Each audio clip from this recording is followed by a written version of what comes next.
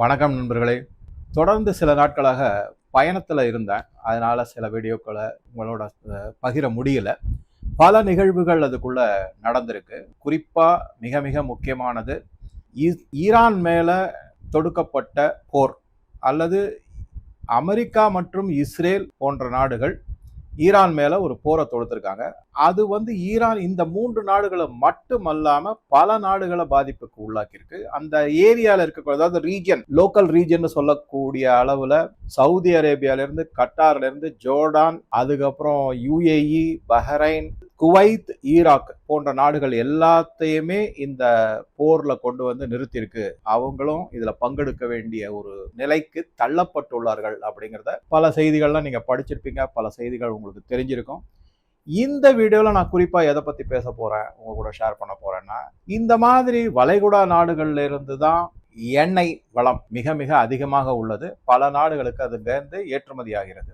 இந்தியாவும் கிட்டத்தட்ட 50-60% எண்ணெயை, கச்சா எண்ணெயை இந்த அரபு நாடுகள் இல்ல கல்ஃப் கண்ட்ரிஸ்னு சொல்லக்கூடிய நாடுகள்ல இருந்து வாங்குறாங்க.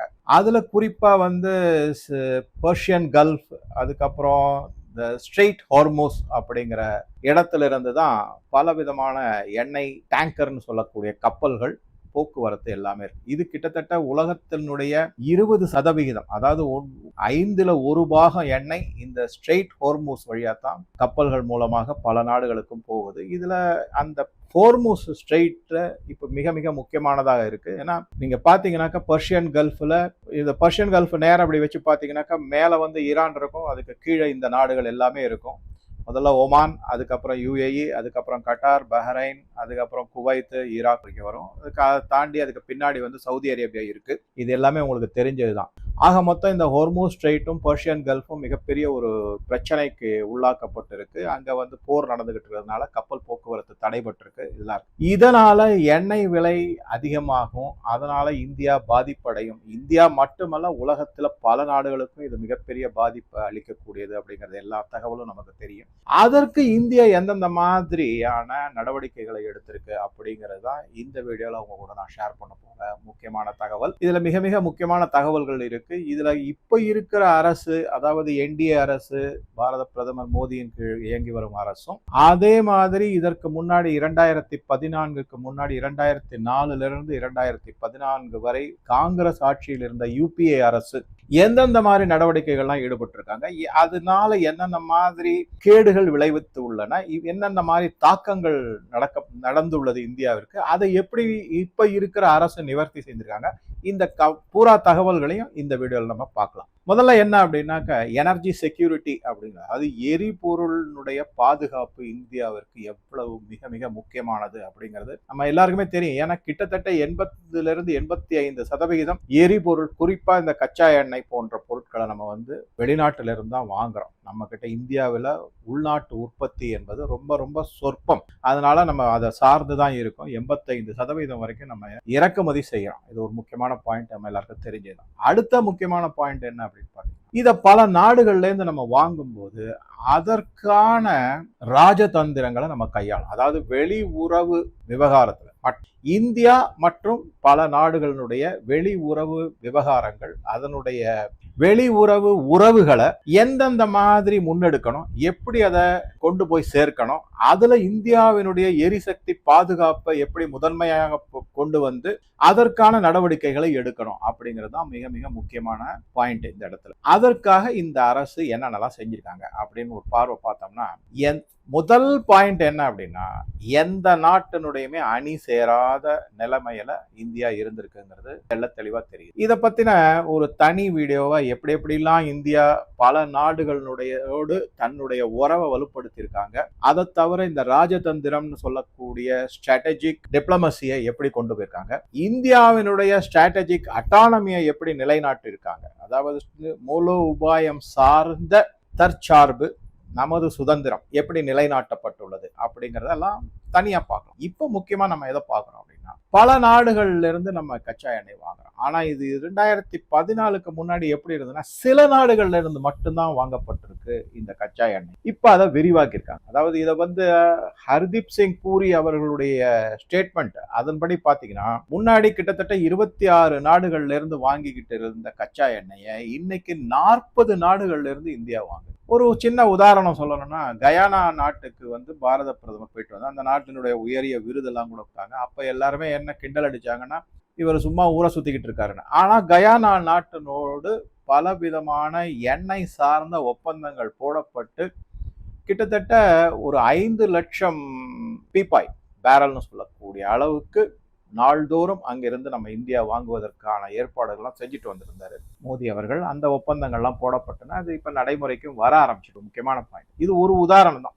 இந்த மாதிரி பெட்ரோலிய அமைச்சர், மத்திய அமைச்சர் ஹர்தீப் சிங் பூரி அவர்களுடைய கூற்றுப்படி 40 நாடுகளோடு நம்ம ஒப்பந்தங்கள் போடப்பட்டது. சார் முன்னாடி 26னா அப்ப காங்கிரஸ் இல்ல. காங்கிரஸ் காலத்துல வந்து, அதாவது 2004 இருந்து 2014 ரொம்ப பெத்தட்டிக் சிச்சுவேஷன் அப்படின்னு சொல்லக்கூடிய மிக மிக மோசமான நிலைமை. அதுல அவங்க குறிப்பா எதை சார்ந்து இருந்தாங்கன்னா, ஈரானை சார்ந்து இருந்தாங்க. சவுதி அரேபியா மற்றும் அரபு நாடுகளை சார்ந்து தான் எண்ணெய் வளம் வாங்குவது இருந்தது. ரஷ்யா கிட்ட இருந்து வாங்கல. அது நல்லா நம்ம தெரிஞ்சுக்கணும். அதுக்கப்புறமா வந்து ஈரான் கிட்ட வாங்குறதுமே அமெரிக்காவுடைய பலவிதமான சாங்ஷன்ஸ், கையை முறுக்கிறது, அவங்க போட்ட நமக்கு போட்ட கண்டிஷன்ஸ், இதையெல்லாம் செஞ்சு என்ன பண்ணிட்டாங்கன்னா, ஈரான் கிட்ட இருந்து வாங்கக்கூடிய எண்ணெயுமே மிக மிக குறைத்து கொண்டே வந்து ஒரு ஸ்டேஜ்ல ஈரான் கிட்ட இருந்து வாங்க முடியாம போயிடுச்சு இந்தியாவுக்கு அப்படிங்கிறதும் நமக்கு தெரிகிறது. இதுல முக்கியமா நான் சொன்னபடி ஃபாரின் பாலிசி, வெளியுறவு துறையினுடைய கொள்கை, இந்தியாவின் வெளி விவகார வெளிநாட்டு கொள்கை எப்படி இருக்குதுன்னா,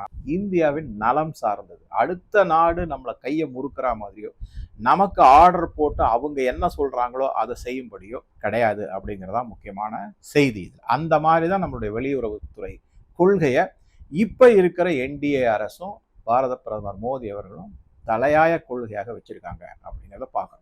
இதுக்கு உதாரணமா எதை சொல்ல முடியும் அப்படின்னா, சமீபத்துல வந்து ட்ரம்ப் வந்து இந்தியாவிற்கு ஏதோ 30 நாட்களுக்கு ஒரு தனி உரிமை கொடுக்கப்பட்டாலும் நீங்க ரஷ்யால இருந்து எண்ணெய் வாங்கலாம், இது மாதிரி ஒரு பரப்புரை செய்யப்பட்டது. ட்ரம்ப்பை பத்தி நமக்கு எல்லாமே நல்லாவே தெரியும். அவர் ஒரு நார்சிஸ்ட், வேறு மெகோலோமேனியாக் அப்படின்னு சொல்லக்கூடிய வகையில தற்பெருமை அதிகமாக பேசக்கூடியவர்.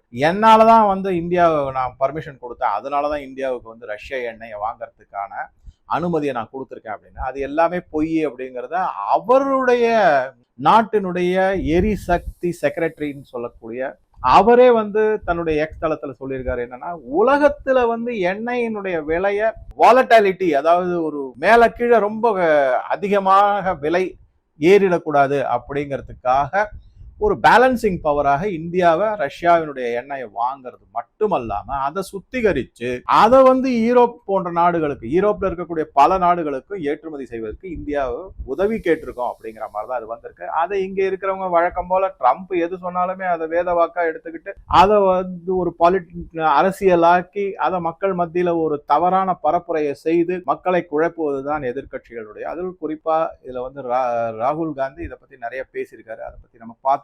ராகுல் காந்தி என்ன சொல்லியிருக்காருனாக்கா, எண்ணெய் தட்டுப்பாடு கண்டிப்பாக வரும், எண்ணெயினுடைய விலை மிக அதிக அளவு அதிகரிக்கும் அப்படின்னு சொல்லியிருக்காரு. அதுக்கு பதிலடி கொடுக்கிற மாதிரி ஃபேக்ட் செக்கிங், ரியாலிட்டி செக்கிங்ல வந்து என்ன சொல்றாங்கன்னா, இந்தியா கிட்ட என்னென்ன மாதிரி இதெல்லாம் இருக்குங்க. அதை இந்த வீடியோல நம்ம பார்த்தோம்னாக்க கிட்டத்தட்ட 2025 முடிவிலேயே பல நாடுகள்ல இருந்து ஒப்பந்தங்கள் போடப்பட்டு, நான் வந்து கயானாவை பத்தி சொன்னேன். அதே மாதிரி ஹர்தீப் சிங் பூரி வந்து அர்ஜென்டினால இருந்து நாங்க வாங்க போறோம், அந்த உதாரணத்தையும் அவர் சொல்லியிருக்காரு. அதை நம்ம பார்க்கறோம். இப்ப வந்து எந்த அளவுக்கு இந்தியாவிடம் எண்ணெய் வளம் இருக்கு அப்படின்னு பாத்தீங்கன்னாக்க, 6 முதல் 8 வாரங்கள் ஆன எண்ணெய் வளம் க்ரூடு ஸ்டாக் கொள்முதல் செய்யப்பட்டு அது ரெடியா இருக்கு. 8 வாரம் அப்படின்னா கிட்டத்தட்ட 2 மாசம் வச்சுக்கோங்க. அதற்கு அடுத்ததா என்னன்னா, இந்த எண்ணெய் சுத்திகரிப்பு ஆலைகள் இருக்கு இல்லைங்களா, அங்க வந்து கிட்டத்தட்ட 25 நாள் அந்த கச்சா எண்ணெயை சுத்திகரிப்பதற்கான ஸ்டாக் அது ரெடியா இருக்கு. ஆக இது வந்து ஒரு 2 மாசம், அது ஒரு 25 நாட்கள். ஆக மொத்தம் இந்த அளவுக்கான ஸ்டாக். இது எல்லாத்தையும் ஒட்டு மொத்தமா ஒரு மதிப்பிட்டு எவ்வளவு நாள் நம்ம கிட்ட எண்ணெய் வளம் நம்ம கிட்ட இந்தியாவில் விநியோகத்திற்கு தயாராக இருக்கு அப்படின்னு பாத்தீங்கன்னா 74 நாட்கள் அப்படிங்கிறாங்க. கிட்டத்தட்ட 2.5 மாசம். சார் முன்னாடி 2 மாசம் அப்புறம் 25 நாள் போட்டிங்கன்னா எல்லாத்தையும் சேர்த்து கிட்டத்தட்ட 75 நாள் 74 நாட்களுக்கான நம்ம கிட்ட ஸ்டாக் ரெடியா இருக்கு. ஆக மொத்தம் 75 நாட்கள் வரைக்கும் நம்மளால எந்த பிரச்சனையும் வராது.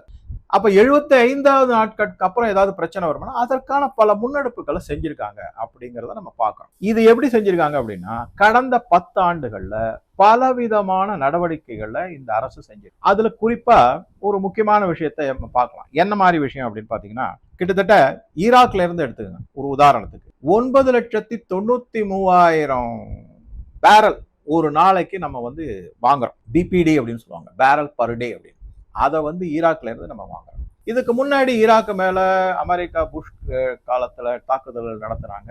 அப்போ வந்து இந்தியா உறவும் ரொம்ப மோசமான நிலைமையில இருந்தது. அப்ப காங்கிரஸ் தான் ஆட்சியில் இருந்தாங்க. அமெரிக்காவுக்கு இந்தியா அந்த காலகட்டத்துல வெகுவாக ஆதரவு அளிச்சது இந்த ஈராக்கு மேல நடத்தப்பட்ட தாக்குதலுக்கு. அதனால உறவு கெட்டு போச்சு. அதையெல்லாம் மீட்டெடுத்து கடந்த 10 ஆண்டுகள்ல மோடி அவர்கள் ஈராக்ல இருந்து மட்டும் 9,93,000 பேரல் பர் டே நம்ம கச்சா எண்ணெயை ஈராக்ல இருந்து. இது ஒரு முக்கியமான. இதை வந்து என்ன சொல்றாங்க அப்படின்னா, 2 முக்கியமான ரிஃபைனரிஸ் சொல்லக்கூடிய எண்ணெய் சுத்திகரிப்பார். 2வது இடத்துல Indian oil corporation limited IOCL, அது அவங்க வந்து ஈராக்ல இருந்து வாங்குறாங்க.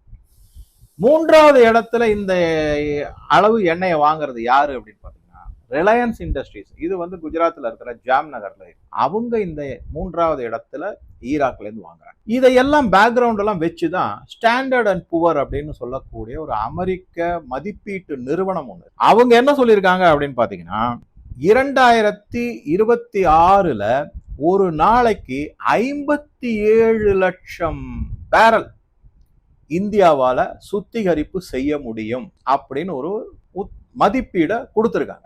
அதுக்கு தயாராயிருக்கு இந்தியா அப்படிங்கறத சொல்லியிருக்காங்க. இது எப்படி தயாராயிருக்கு அப்படிங்கிற பார்க்கும்போது, கடந்த 10 ஆண்டுகள்ல இந்த எண்ணெய் சுத்திகரிப்பு ஆலைன்னு சொல்லக்கூடிய இன்ஃப்ராஸ்ட்ரக்சர் அதை வெகு அளவுல இப்ப இருக்கிற மத்திய அரசு, மோடியினுடைய அரசு என்டிஏ அரசு வெகு அளவாக அதுல முதலீடுகளை செய்து இந்த சுத்திகரிப்பு ஆலைகளுடைய கெப்பாசிட்டின்னு சொல்லக்கூடிய அளவுகளை அதிகப்படுத்தியிருக்காங்க. அப்படிங்கிறத வச்சுதான் இந்த ஸ்டாண்டர்ட் அண்ட் புவர் என்று சொல்லக்கூடிய அமெரிக்க மதிப்பீட்டு நிறுவனம் இந்தியாவிற்கு மிக மிக ஒரு நல்ல பொசிஷன்ல வந்து நிக்கிறாங்க. எண்ணெய் சுத்திகரிப்பை பொறுத்த வரைக்கும் அவர்களுடைய தேவைக்கு விட ஐரோப்பா போன்ற நாடுகளுக்கான தேவைக்கான சுத்திகரிக்கப்பட்ட பெட்ரோல் மற்றும் டீசல் போன்ற எரிபொருட்களையும் அதை தவிர கேஸ் போன்றவையும் இந்தியாவால கொடுக்க முடியும் அப்படிங்கிற ஒரு அறிக்கையில சொல்லியிருக்காங்க. இது கிளியரா கட்டா சொல்லி. அப்ப இது எல்லாமே இந்த கடந்த 10 ஆண்டுகள்ல செய்யப்பட்ட முன்னெடுப்பு அப்படின்னு. சரி, இதுக்கப்புறம் இன்னொரு பாயிண்ட் முக்கியமா என்ன சொல்லியிருக்காங்கன்னா, கிட்டத்தட்ட 2,02,00,000 மெட்ரிக் டன் பொறுமானம் உள்ள எண்ணெய் 2025 இறுதியில் ஒரு மதிப்பீடு சொல்றேன். அந்த அளவுக்கு இந்தியாவிற்கு எண்ணெய் தேவைப்படும் அப்படிங்கிற ஒரு மதிப்பீடும் சொல்லப்பட்டிருக்கு. சரி, இதன்படி என்ன பார்க்கறாங்க அப்படின்னு பாத்தீங்கன்னா, இது வந்து கிட்டத்தட்ட ஒரு 6.9, அதாவது 7% ரவுண்ட் ஃபிகரா வச்சுக்கிட்டோம்னாக்க அதிகரிச்சிருக்கு அப்படிங்கிறாங்க. சரி, இப்ப இந்த எண்ணெய் தேவை அதிகரிச்சிருக்கு அப்படின்னா இந்த எண்ணெயை வேற இடத்துல இருந்து நம்ம வாங்கித்தான் ஆகணும். அதிகரிக்கப்பட்ட எண்ணெயை நமக்கு தேவைய வேற நாட்டுல இருந்து வாங்கணும். அங்கதான் முக்கியமான ரோல் யாரோடது வருது அப்படின்னு பாத்தீங்கன்னா ரஷ்யாவோடது வருது. இந்த ரஷ்யாவை பத்தி குறிப்பா பேசணும் அப்படின்னாக்க 35% இந்தியாவினுடைய தேவை ரஷ்யா கிட்ட இருந்து வாங்கப்பட்டிருக்கு அப்படிங்கிறது மிக மிக முக்கியமான தகவல். சரி, இதுல எந்த விதத்திலேயாவது ரஷ்யாவிலிருந்து வாங்கக்கூடிய எண்ணெய் குறைந்திருக்கா அப்படின்னு பாத்தீங்கன்னா சமீப காலத்துல குறையவே இல்லை. அதாவது அது என்ன பண்ணுவாங்க அப்படின்னா, நமக்கு கிடைக்கக்கூடிய டிஸ்கவுண்டட் ஆயில குறைச்சோ, அதிக டிஸ்கவுண்ட் யாரு கொடுக்குறாங்களோ அவங்க கிட்ட கொஞ்சம் எக்ஸ்ட்ராவா வாங்குறது, ரஷ்யாவுடைய டிஸ்கவுண்ட் கம்மியா இருந்ததுன்னா கொஞ்சம் குறைச்சிக்கிறது, திருப்பி ரஷ்யா நிறைய அதிக டிஸ்கவுண்ட் கொடுத்தாங்கன்னா அவங்க கிட்ட. சராசரியா 35% இந்தியாவின் தேவை ரஷ்யாவில் இருந்து வாங்கப்பட்டுள்ளது அப்படிங்கிற செய்தி நமக்கு தெரியும். இப்ப இதுல இருந்து நம்ம பார்த்தோம்னா தொடர்ச்சியாக, அதுவும் இன்னொரு குறிப்பா என்ன சொல்லணும்னா, கடந்த பிப்ரவரி மாதம், மார்ச் இன்னைக்கு 8-9 தேதி ஆயிடுச்சு, பிப்ரவரி மாதம் வந்து கிட்டத்தட்ட 6-7% எண்ணெய் ரஷ்யாவிலிருந்து அதிகமாக வாங்கப்பட்டுள்ளது அப்படிங்கிற தகவலும் நமக்கு கிடைச்சிருக்கு. இது எல்லாமே பத்திரிகைகள் செய்தியை வந்து. அப்ப எங்க இருந்து நம்ம ரஷ்யா கிட்ட வாங்குற எண்ணெயை குறைச்சிட்டோம்? இல்ல அமெரிக்கா சொல்படி கேட்டுத்தான் நம்ம வந்து எண்ணெயை குறைச்சிட்டோம், இல்ல அமெரிக்கா சொல்படி ரஷ்யாவை நம்ம நிராகரிச்சிட்டோம், அவங்களுடைய உறவு கெட்டு போயிடுச்சு, இந்த மாதிரி ஏதாவது இருக்கா? ஒண்ணுமே கிடையாது. அதற்கு பதிலடி அவர் ஏதோ ட்ரம்ப் அவர் பாட்டுக்கு சொல்லிக்கிட்டே இருக்காரு. இந்தியா வாயை மூடிக்கிட்டு தனக்கு என்ன தேவையோ, தன் நாட்டுக்கு என்ன நலனோ அதற்கு தகுந்தார் போன்ற நடவடிக்கைகளை தான் எடுத்துக்கிட்டு வராங்கிறது. இதை தவிர இப்ப நடந்து இருக்கக்கூடிய போர் கல்ஃப்ல ஈரானுக்கு மற்றும் மற்ற நாடுகளுக்கான இதை முன்கூட்டியே எல்லாமே ஒரு உத்தேசமாக கணித்து அதனால என்ன பண்ணிட்டாங்கன்னா பல நாடுகளுடைய எண்ணெய் வர்த்தகத்துக்கான ஒப்பந்தம், ரிஃபைனரிஸினுடைய அதனுடைய கெப்பாசிட்டி அதிகரிப்பு, இது மாதிரி இதை எல்லாமே செஞ்சிருக்காங்க. இதை தவிர என்ன செஞ்சிருக்காங்க அப்படின்னா, ஒருவேளை இந்த ஸ்ட்ரெயிட் ஹோர்மூஸ் வழியாக வரக்கூடியதற்கு பலவிதமான தடங்கல்கள் சங்கடங்கள் ஏற்பட்டால் என்ன செய்யறது அப்படிங்கிறதுக்காக இந்தியாவின் மிக மிக முக்கியமான பப்ளிக் செக்டார் யூனிட்ஸ், அதாவது அரசு சார் எண்ணெய் நிறுவனங்களான ஐஓசி, பிபிசிஎல், ஹெச்பிசிஎல் இவங்களெல்லாம் வேற ஆல்டர்னேட்டிவ் ரூட் ஏதாவது இருக்கா பாருங்க. கேப் ஹோப், அதாவது சவுத் ஆப்பிரிக்காவில் இருக்கக்கூடிய கடைசியில அந்த முனை வழியா வர முடியுமா? அதுல சில சங்கடங்கள்.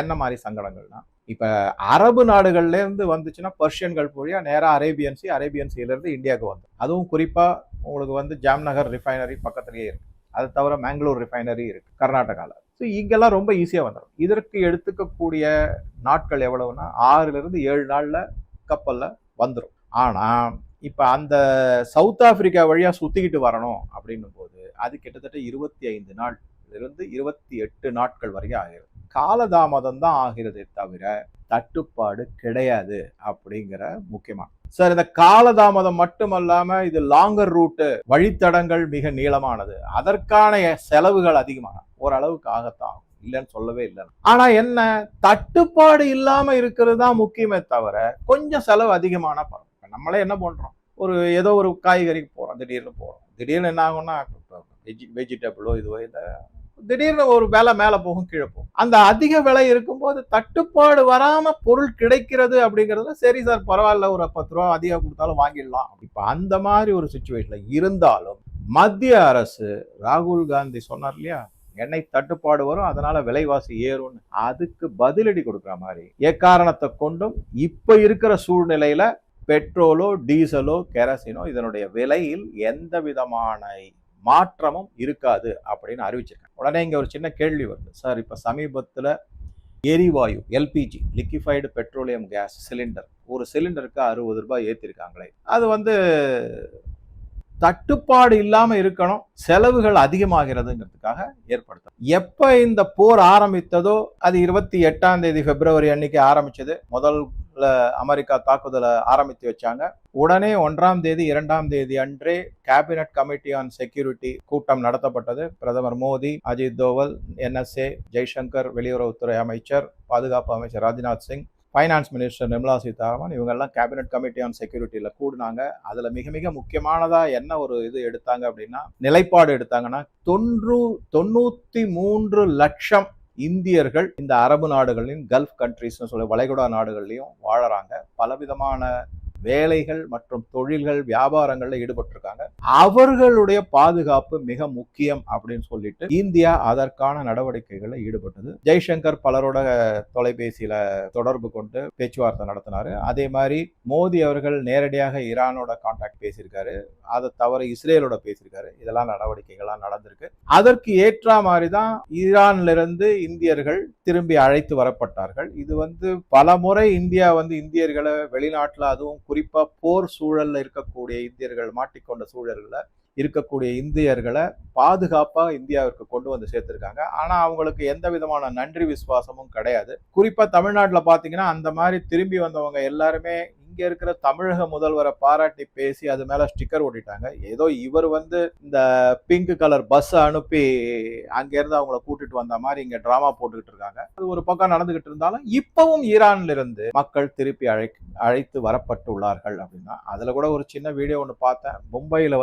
இறங்கின ஒரு லேடி என்ன சொல்லியிருக்காங்கன்னா, எங்களுக்கு வெறும் அங்கேருந்து ஃபிளைட்ல டிக்கெட்டை கூப்பிட்டு மும்பை ஏர்போர்ட்ல இறக்கி விட்டாங்க, அங்கேருந்து வீட்டுக்கு போறதுக்கு ரொம்ப கஷ்டப்பட்டோம், 250 ரூபா டாக்ஸிக்கு நான் அனாவசியமா செலவழிச்சு வீடு வரைக்கும் போக வேண்டியதா இருந்தது, மத்திய அரசு ஒருவே உதவி செய்யல. இந்த மாதிரி எல்லாம் கூட கமெண்ட் வீடியோ எல்லாமே கூட பார்த்தேன். அவங்களெல்லாம் என்ன சொல்றதுன்னு தெரியல. அந்த மாதிரிதான் அமெரிக்கா ஆனா கை விரிச்சிட்டாங்க. நீங்க வந்து அவங்கவுங்க வேலையை பார்த்துக்கிட்டு எப்படியாவது தப்பிச்சா பொழைச்சான்னு வந்து சேருங்க, இல்லைன்னா எங்களால ஒன்றும் பண்ண முடியாது, எம்பசிக்கெல்லாம் வராதிங்கன்னு சொல்லிட்டாங்க. ஆனா இந்தியா என்ன சொல்லியிருக்கு அப்படின்னா, எல்லாரையும் எம்பசிக்கு போங்க, அவங்க உங்களுக்கு உதவி பண்ணுவாங்க, அந்த மாதிரி சொல்லியிருக்கு. ஸோ இது ஒரு முக்கியமான பாயிண்ட். அடுத்ததா என்ன பண்ணிருக்கோம் அப்படின்னா, நம்ம பார்த்தோம்னா காங்கிரஸ் அரசு வந்து அவங்க ஆட்சியில் இருந்த 10 ஆண்டுகள் இந்த மாதிரி ஒரு எமர்ஜென்சி சிச்சுவேஷன், ஒரு சங்கடமான சூழ்நிலை வந்தா அதை எப்படி கையாள்வது அப்படிங்கிறதுக்கான எந்த விதமான திட்டத்தையுமே அவங்க கையில் எடுக்க. அதை தவிர அவங்க நான் சொன்ன மாதிரி இந்த ஈரான் போன்ற நாடுகளுடைய எண்ணெய் கச்சா எண்ணெய் வளத்தில தான் இந்த நாடுகள் போன்ற, அதாவது அரபு நாடுகள் மற்றும் குறிப்பா ஈரான், இந்த நாடுகள்ல இருந்து இந்தியா கச்சா எண்ணெய் இறக்குமதி. மற்ற எந்த நாடுகளை பத்தியுமே அவங்க யோசிக்கவும் இல்லை, அதற்கான திட்டங்களை தீட்டவும் இல்லை. அதனால என்ன ஆயிடுச்சுன்னா, ஈரான்ல மேல அமெரிக்கா பலவிதமான தடைகளை விதித்த போது இந்தியா கையை பிசைஞ்சுக்கிட்டு. இது 2012-13 நடந்த மிகப்பெரிய ஒரு கேவலமான மோசமான நிகழ்வு. அந்த சமயத்துலதான் இந்த ஆயில் பாண்ட் அப்படிங்கறத கொண்டு வந்தாங்க. இப்போ எண்ணெய் $140-145, அதாவது நான் சொல்றது பிரெண்ட் குரூடு அந்த அளவுக்கு. இப்ப கூட அதே பிரெண்ட் குரூட நான் இந்த வீடியோவை ரெக்கார்ட் பண்ற 9ஆம் தேதி அன்று என்ன ஆச்சு அப்படின்னு பாத்தீங்கன்னா, ஒரு மாதத்துக்கு முன்னாடி 9ஆம் தேதி மார்ச் கிட்டத்தட்ட $119 ஒரு பேரல் பிரெண்ட் குரூடு விலை அதிகரிச்சது. அப்புறம் இறங்கி கிட்டத்தட்ட $94 $96 அந்த ரேஞ்சில் இருக்கு. இருந்தாலும் இது விலை அதிகம் தான். ஏன் அப்படின்னாக்கா, இதற்கு ஒரு மாதத்திற்கு முன்னாடி நீங்க பாத்தீங்கன்னா $62-64 அந்த ரேஞ்சில தான் ஒரு பேரல் பிரெண்ட் குரூடு ஆயில் இருந்தது. இப்ப அங்கிருந்து நீங்க பாத்தீங்கன்னா கிட்டத்தட்ட 50% அதிகரிச்சு $94-96 நிக்குது. இது அதிகம் தான். இருந்தாலும் மத்திய அரசு, இப்ப இருக்கிற மோடி அவர்களுடைய அரசு, எண்ணெயில் பெட்ரோல் மற்றும் டீசல் கெரசின் இதுல எந்த விதமான விலை ஏற்றமும் இருக்காது. ஒன்லி சமையல் எரிவாயுக்கு மட்டும் ₹60 ஒரு சிலிண்டருக்கு ஏற்றிருக்காங்க. நீங்க அதை யோசிச்சு பாருங்க. 30 நாள் ஒரு சிலிண்டர் வருதுன்னா ஒரு நாளைக்கு உங்களுக்கு வெறும் ₹2 தான் ஏற்றப்பட்டுள்ளது. அப்படிதான் நம்ம எடுத்துக்கணும். இதை நான் எந்த மாதிரி கம்பேரிசன்ல சொல்றேன் அப்படின்னு பாத்தீங்கன்னா, இப்ப உதாரணத்துக்கு நம்மளுடைய அண்டை நாடுகளான பாகிஸ்தான் முதல்ல மக்களுக்கு எந்த மாதிரி ஒரு உறுதிமொழி கொடுத்தாங்கன்னா, காங்கிரஸ் மாதிரி தான் அவங்களும் உறுதிமொழி கொடுத்தாங்க. எண்ணெய் விலை ஏறவே ஏறாது, நம்ம கிட்ட எக்கச்சக்கமான கொள்முதல் இருக்கு, ஸ்டாக் இருக்கு, எந்த பிரச்சனையும் கிடையாதுன்னு சொல்லிட்டு ராவோட ராவா விலையை ஏத்திட்டாங்க. இன்னைக்கு பாகிஸ்தான்ல கிட்டத்தட்ட 1 லிட்டர் பெட்ரோல் உங்களுக்கு $320-335 வருகிறது. அதே மாதிரி டீசலும் $335 ஒரு லிட்டர் டீசல் பாகிஸ்தான்ல. இந்தியால சில $96-102, அது மாநிலங்களை பொறுத்து அவங்க குறைக்க மாட்டேங்கிறாங்க. அது ஒரு விஷயமா நமக்கு படுது, இருக்கட்டும். பல மாநிலங்கள்ல, குறிப்பா பாஜக ஆளாத மாநிலங்கள்ல விலை குறைப்பு இல்லவே இல்லை, அது நல்லாவே தெரியணும். ஆனா சொன்னாங்க, அது கூட திரு அண்ணாமலை அவர்கள் பேசும்போது சொல்லியிருக்காரு, என்னன்னா 503வது வாக்குறுதியான ₹100 சிலிண்டருக்கு குறைப்போம், ₹5 பெட்ரோலுக்கு குறைப்போம். எல்லாம் ₹1 கூட குறைக்கல, ஒரு பைசா கூட குறைக்கல, அது வேற விஷயம். இது ஒரு முக்கியமான. பங்களாதேஷ் எடுத்துக்கிட்டோம்னாக்க, அவங்களுக்கு மேக்சிமம் நம்ம இந்தியாவில இருந்து தான் சுத்திகரிக்கப்பட்ட பெட்ரோல் டீசல்லாம் போகுது. அந்த நாட்டுல என்ன பிரச்சனை வந்திருக்கு அப்படின்னு பாத்தீங்கன்னா, ஒரு நாளைக்கு கார் வச்சிருக்கவங்களுக்கு 10 லிட்டர் தான் பெட்ரோல், அதுக்கு மேல கிடையாது. அதே மாதிரி இருசக்கர வாகனங்கள், இந்த ஸ்கூட்டரோ மோட்டார் சைக்கிளோ, அவங்களுக்கு 2 லிட்டர் தான் ஒரு நாளைக்கான ரேஷன்ல, அதாவது முறைப்படுத்தப்படுது, ரேஷன் கொடுத்துட்டாங்க. இப்ப இந்தியாவில கூட இந்த சிலிண்டருக்கு இதே மாதிரிதான் ஒரு பிரச்சனை வந்திருக்கு. என்ன அப்படின்னா, அவங்கவுங்க இஷ்டத்துக்கு கிடைக்காதுன்னு சொல்லிட்டு ஏகப்பட்ட ரூமர் கிளப்பி விட்டுருக்காங்க. நீங்க நம்பவே மாட்டீங்க. ஈவன் இந்த பெட்ரோல்ல கூட என்ன ஆயிடுச்சு அப்படின்னா, வதந்திகள் மூலமாக அவங்கவுங்க பெரிய பெரிய கேனெல்லாம் எடுத்துக்கிட்டு பெட்ரோல் வாங்குறதுக்கு வந்து, இது ஒரு பக்கம் இருக்கு. ஸோ இது மாதிரி பல வதந்திகள் இருக்கு. அதுக்கப்புறம் அதெல்லாம் நிவர்த்தி செய்யப்பட்டு இப்ப என்ன பண்ணிருக்காங்கன்னா, எரிவாயு டிமாண்ட் அதிகமாகுது, மக்கள் அதை பதுக்கக்கூடிய சாத்தியக்கூறுகள் அதிகம்னு சொல்லிட்டு மத்திய அரசு எண்ணெய் கம்பெனிகளுக்கு சொல்லிட்டாங்க. 21 சிலிண்டர் நீங்க புக் பண்ணீங்கன்னா அடுத்த சிலிண்டர் புக் பண்றதுக்கு 21 நாட்கள். அது யாருகிட்ட ஒரு சிலிண்டர் இருக்கு, சில பேர்கிட்ட 2 சிலிண்டர் இருந்ததுன்னா அவங்களுக்கு அது 30 நாட்களாக வரையறை செய்யப்படும். அவ்வளவுதான். 30 நாளுக்கு அப்புறமா தான் நீங்க இன்னொரு 2வது சிலிண்டருக்கு நீங்க, உங்ககிட்ட ஏற்கனவே ஒரு சிலிண்டர் யூஸ் பண்ணுவீங்க, 2வது சிலிண்டர் ரெடியா இருக்கும். ஒரு சிலிண்டர் காலியான உடனே நீங்க 2வது சிலிண்டர் யூஸ் பண்ண போறீங்க. அதுக்கப்புறம் 30 நாளுக்கு அப்புறமா இன்னொரு சிலிண்டர் நீங்க புக் பண்ணிக்கலாம். இது இந்த வளைகுடா நாடுகள்ல இருக்கக்கூடிய போர் சூழ்நிலை சுமூகமான சூழ்நிலை வருவதற்கு. பட் நிறைய பேர் என்ன ப்ரெடிக்ட் பண்றாங்கன்னா இதெல்லாம் அவ்வளவு சீக்கிரம்லாம் சால்வ் ஆகாது, இது ஆகும், இன்னொரு குறைந்தபட்சம் 6 மாசமாவது இது நடந்துகிட்டு தான் இருக்கும் அப்படின்னு. ஆனா ட்ரம்ப்புக்கு இதுல இருந்து எப்படா வெட்டிட்டு வெளியில போறணும் அப்படிங்கிற மாதிரி இருக்கு. அது ஒரு தனியான பாலிடிக்ஸ், அது அரசியல். சரி, இதை தவிர இன்னும் ஒரு மிக மிக முக்கியமான முன்னெடுப்ப 2018லேயே இப்ப இருக்கிற பாஜக அரசு எடுத்திருக்காங்க. அது என்ன அப்படின்னு பாத்தீங்கன்னா, ஸ்ட்ராட்டஜிக் பெட்ரோலியம் ரிசர்வ் அப்படிங்கிற ஒரு கான்செப்ட், எஸ்பிஆர் அப்படின்னு சொல்றாங்க. இந்த எஸ்பிஆர் என்ன அப்படின்னு பாத்தீங்கன்னா, 3 இடத்துல இந்த பெட்ரோல் மற்றும் டீசல் போன்ற ஸ்டோர் பண்ணி வைக்கிறதுக்கான பல அமைப்புகளை முன்னெடுத்திருக்கு. ஆரம்பிக்கப்பட்ட திட்டம் இப்ப நடைமுறைக்கே வந்து விட்டது. எந்தெந்த இடத்துல அப்படி பாத்தீங்கன்னா, ஒண்ணு வந்து வைசாக், விசாகப்பட்டினம், ஆந்திரால இருக்கு. அந்த விசாகப்பட்டினத்துல கிட்டத்தட்ட 12,25,000 பேரல் நீங்க அங்க ஸ்டோர் பண்ணி வச்சு, இது வந்து ஒரு ஸ்ட்ராட்டஜிக் பெட்ரோலியம் ரிசர்வ், அதாவது அவசர காலத்துக்கு தேவையான. சரி, இந்த அவசர காலத்துக்கு தேவையான அது பொதுமக்களுக்கு கிடைக்குமா அப்படின்னா, பொதுமக்களுக்கு ஒரு பர்சன்டேஜ் தான் அதுல இருந்து கொடுக்கப்படும்.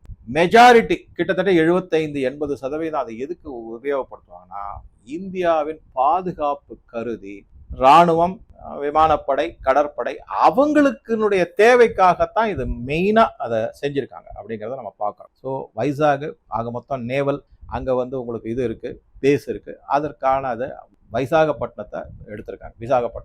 அடுத்ததா இந்த பக்கம் அது வந்து உங்களுக்கு வங்கக்கடல்ல இருக்கு. அதே மாதிரி இங்க அரபிக்கடல்ல எங்க எடுத்திருக்காங்கன்னா 2 இடத்துல எடுத்திருக்காங்க. ஒண்ணு வந்து பாதூர் அப்படிங்கிறது, அது வந்து உடுப்பி பக்கத்துல இருக்குது. அங்க வந்து கிட்டத்தட்ட 25 லட்சம் பேரல் நீங்க வந்து அங்க சேமித்து வைக்க முடியும் அவசர கால தேவைக்காக. அடுத்ததா மேங்களூர்ல ஒரு ரிஃபைனர் இருக்கு, மேங்களூர் ரிஃபைனரிஸ் லிமிடெட்னு இருக்கு. ஸோ ஆக மொத்தம் அந்த 3 இடத்துல இந்த மேங்களூர் ரிஃபைனரி கிட்டத்தட்ட 15 லட்சம் பேரல் வரைக்கும் நீங்க சேமிப்பு வைக்க முடியும். ஸோ அங்க வந்து ஒரு 12 லட்சம், இது ஒரு 15, 27 பிளஸ் 25, 52 லட்சம் பேரல் நீங்க வந்து அவசர கால தேவைக்காக. அரபிக்கடல்லையும் மேங்களூர் போர்ட் இருக்கு, அதை தவிர கொச்சின் போர்ட் இருக்கு, அதுக்கு மேல மும்பை போர்ட் இருக்கு, கோவாவும் ஒரு போர்ட். இங்க எல்லாமே கப்பல்கள் நிறுத்தப்பட்டு, இது வந்து ரொம்ப சென்சிட்டிவ் ஏரியா. எதனால அப்படின்னா, அரபிக்கடல்ல பக்கத்துலதான் நமக்கு பாகிஸ்தான் இருக்கு, அதே மாதிரி அரபு நாடுகள் இருக்கு, மற்ற நாடுகள் எல்லாமும் இருக்கு. அதனால அந்த இடத்துல கொஞ்சம் அதிகமான ஸ்டோரேஜ், வங்கக்கடலுக்கு கொஞ்சம் ஸ்டோரேஜ், வைசாக், மேங்களூர் மற்றும் பாதூர் இந்த 3 இடங்கள்ல இந்த மாதிரி இந்த திட்டத்தையும் நடைமுறைக்கு இப்ப இருக்கிற மத்திய அரசு, பாஜக அரசு கொண்டு வந்திருக்கு. இந்த மாதிரி எந்த திட்டமுமே காங்கிரசினுடைய ஆட்சியில முன்னெடுக்கப்படவில்லை, அதற்கான முன் யோஜனையும் இல்லை, செய்யவும் இல்லை, திட்ட வரைவே அவங்க போடவே இல்லை அப்படிங்கிறது தான் மிக மிக முக்கியம். ஏதோ ஒப்புக்கு பேசியிருக்காங்க, அமைச்சர்கள்லாம் கூடி நமக்கு வந்து ஆபத்து காலத்துக்கான ஒரு ஸ்டோரேஜ் நம்ம கொண்டு வரணும் அப்படின்னு பேசியிருக்காங்களே தவிர அதற்கான எந்த நடவடிக்கையும் எடுக்கல. ஆனா இந்த அரசு இதை எல்லாமே முன்கூட்டியே நன்றாக தெரிந்து கொண்டு 2018 திட்டத்தை ஆரம்பிச்சு நடவடிக்கைகளை எடுத்து இன்னைக்கு வந்து அது பயன்பாட்டுக்கே வர ஆரம்பிச்சிருக்குங்கிறது தான் மிக மிக முக்கியமான செய்தி. இந்த ஸ்ட்ராட்டஜிக் ரிசர்வ் இல்லையா, இது வந்து கிட்டத்தட்ட 7-10 நாட்கள் வரையும் உங்களுக்கு தாக்கு பிடிக்கும். மட்டும் ஏற்கனவே ஒரு 74 நாட்கள், இது ஒரு 10 நாட்கள். அப்கோர்ஸ் இதுல வந்து நம்ம மெஜாரிட்டி வந்து இது வந்து டிஃபென்ஸ் செக்டாருக்கு தான் போகும். இருந்தாலும் அந்த டிஃபென்ஸ் செக்டாருக்கு கூட இல்லாம ஆயிடக்கூடாது அப்படிங்கறதா. ஏன்னா நம்மகிட்ட இருக்கிற கப்பல்கள் எல்லாமே டீசல் ட்ரிவன் தான். இப்போ கொஞ்சம் கொஞ்சமா தான் வந்து நியூக்ளியர் பேஸ்டு போர் கப்பல்களை நம்ம உருவாக்கிக்கிட்டு வந்துகிட்டு இருக்கோம். அது வந்துடுச்சுன்னா இந்த பிரச்சனை மிகப்பெரிய அளவுல சால்வ் ஆயிடும் அப்படிங்கிறது தான். 2012, 13, 14 வரைக்கும் பாத்தீங்கன்னா காங்கிரஸ் அரசனுடைய திட்டங்கள் அப்படின்னு பாத்தீங்கன்னா மிகப்பெரிய ஜீரோ அப்படின்னு தான் நமக்கு படுகிறது. இது வந்து இந்த பெட்ரோல் சார்ந்த பல விஷயத்திலையுமே எதிர்கட்சிகள் பரப்பி வரும் வதந்திகள் எல்லாமே தவிடுபடி ஆக்கப்பட்டு தகவல்கள் எல்லாமே மத்திய அரசு மக்களிடம் கொண்டு போய் சேர்ப்பதற்கான முயற்சிகளை ஈடுபடும். அதற்காக பத்திரிகைகள செய்தி வருது. இதையெல்லாம் தொகுத்து தான் உங்களுக்கு நான் ஒரு தகவலுக்காகவும் ஒரு புரிதலுக்காகவும் எந்த விதமான வதந்திகளையும் நம்பாதீங்க. காங்கிரஸோ இல்ல மற்ற எதிர்கட்சிகளோ அவங்களுடைய முனைப்பு எதுல இருக்கு அப்படின்னா, எப்படியாவது இந்த மோடி அரசுக்கும் மத்திய ஆளக்கூடிய பாஜக அரசு சங்கடங்களை விளைவித்து ஆட்சியிலிருந்து மக்கள் கிட்ட ஒரு வெறுப்பை இந்த ஆட்சியின் மேல, பாஜக அரசின் மேல உண்டாக்கணும், அதன் மூலமாக ஆட்சி அகற்றப்பட வேண்டும் அப்படிங்கிறது தான். பலவிதமான டூல் கிட்ட பண்ணிக்கிட்டு இருந்தாங்க ஏற்கனவே. இப்ப இந்த வளைகுடா நாடுகள்ல நடந்துகிட்டு இருக்கக்கூடிய போர் அவங்களுக்கு இன்னும் ஒரு சான்ஸை கொடுத்துருக்கு அப்படிங்கிறது தான். இதை எதுவும் நம்ப வேண்டாம் அப்படிங்கிறது தான் என்னுடைய சிறிய வேண்டுகோள். ஏன்னா அவங்க முன்னாடி எல்லா தகவல்களையும், உண்மையான தகவல்கள் எல்லாத்தையுமே நான் வச்சிருக்கேன். அதிலிருந்து உங்களுக்கு ஒரு நல்ல புரிதல் இருக்கு. ஸோ இந்த வீடியோ பத்தி உங்க கருத்துக்களை பதிவிடவும். அடுத்த வீடியோ தொடர்ச்சியா என்னன்னா, இந்தியா மற்ற நாடுகளோடு எந்தெந்த மாதிரி உறவுகளை பலப்படுத்தி அதன் மூலமா இந்தியாவிற்கு எந்தெந்த மாதிரி நன்மைகள்லாம் கிடைச்சிருக்கு அப்படிங்கிறத நம்ம பார்க்கலாம். அதே சமயத்துல காங்கிரஸ் எந்த மாதிரி நடவடிக்கைகள் எடுத்து ஏற்கனவே இருந்த நல் உறவுகளையும் முறித்து கொண்டு உள்ளது அப்படிங்கிறதையும் நம்ம அடுத்த வீடியோல பார்த்துடலாம். ஸோ இந்த வீடியோவை பொறுத்த உங்க கருத்துக்களை பதிவிடவும். நன்றி, வணக்கம்.